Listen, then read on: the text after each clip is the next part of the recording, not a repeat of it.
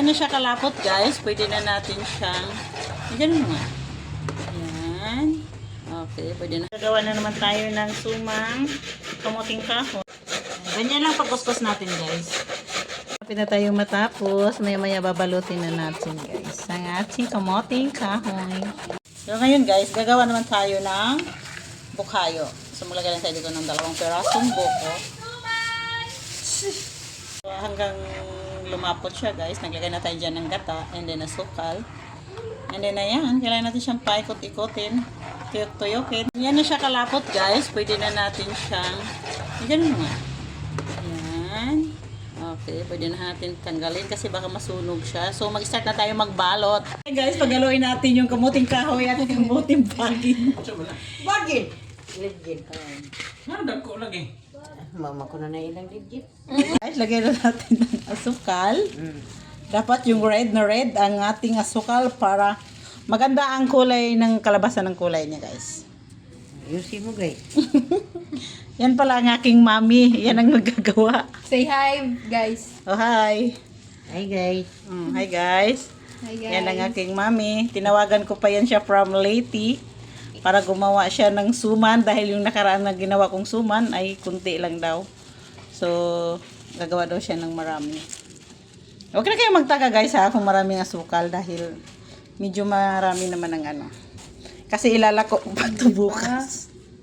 Sige, boss mo. So, and then, ilagay na natin ng ating gata. Kakang gata. Okay.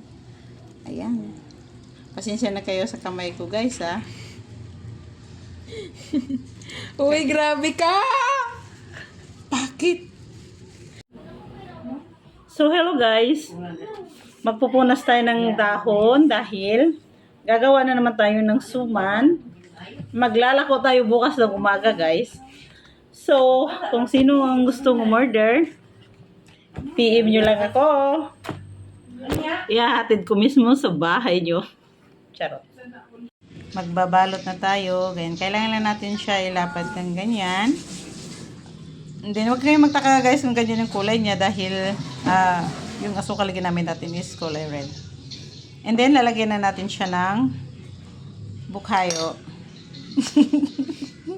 Kakamot. Aptik. Aptik kay kamot. Tik ba? Okay, guys. Ano ba yan? Nagmo. Ay, okay, guys, ganyan. Yan. Dapat ganyan lang siya ka, ano, kaliit. Kasi sobrang tamis naman pagka, ano. And then, ibabalot na natin. Yan. Uy. Kamay na.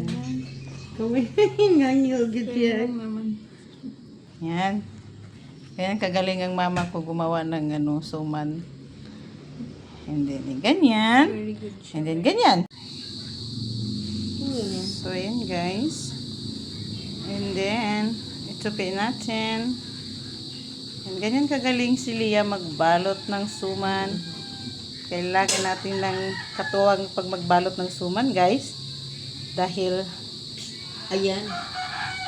hindi natin kaya mag-isa. Hindi. Yan! Ganyan siya kahaba. Sakto lang. Ano niya kalaki? Okay, kalaki. Suwak na suwak yan.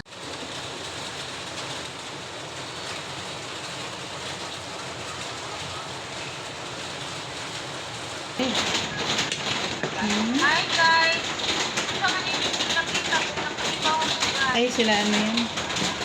Oops, guys. Ang init, guys. Ang init. Ayan. Tingnan natin, guys. Bahan. Oh. Oh, parang ito na siya, ma. Ito na siya, ma. Ito na yan. Oh. Ay, Basta. ayan yung palaman niya. Basta. Bakit? Hindi kasi kaluluto lang. Sobrang ano yan. Gata. Sobra sa gata to. Hindi mas okay.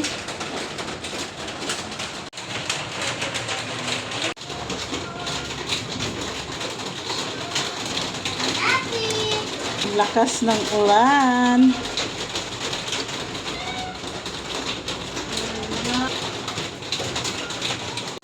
Ang lakas ng ulan. So, ayan. Patuloyin natin siya, guys. Masarap siya pang kape. Partner sa kape.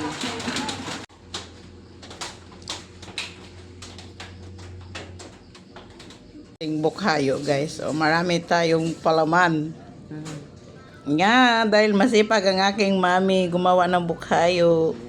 Kita nila yan.